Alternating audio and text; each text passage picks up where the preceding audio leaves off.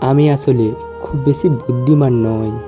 আমি শুধু সমস্যার পিছনে অন্যদের চেয়ে বেশি সময় দিই। পারবো না এক কথাটি বলিও না আর, কেন পারবে না তাহা ভাবো একবার। পাঁচজনে পারে যাহা, তুমিও পারবে তাহা। পারো কি না পারো, করো যতন আবার একবার, না পারিলে দেখো শতবার। কর্মজীবী মানুষের ঘরে ক্ষুধা উকি মারে, কিন্তু ঢুকতে সাহস পায় না। ব্যর্থতা আসলে নতুন করে শুরু করার একটা দারুণ সুযোগ থাকে। এবার শুধু তোমাকে আর একটু বেশি বুদ্ধি খাটাতে হবে।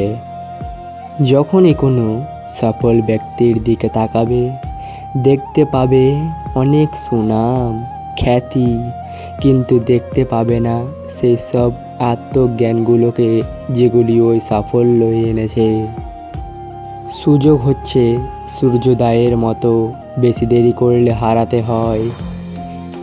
স্বপ্ন বাস্তবায়ন না হওয়া পর্যন্ত তোমাকে স্বপ্ন দেখতে হবে। আর স্বপ্ন সেটা নয় যেটা তুমি ঘুমিয়ে ঘুমিয়ে দেখো।